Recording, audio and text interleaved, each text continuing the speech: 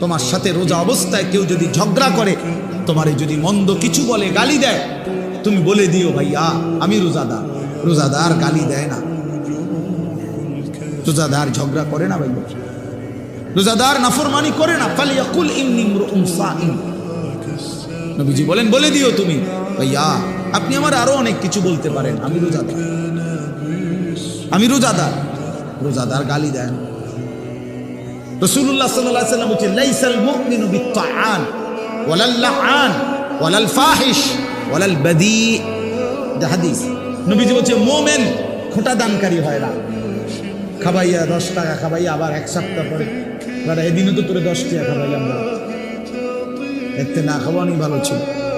তা আল্লাহ নবী সাল্লাল্লাহু আলাইহি ওয়াসাল্লাম বলেন মুমিন খোঁটা দেয় না, অনুগ্রহ করে কি দেয় না, খোঁটা দেয়।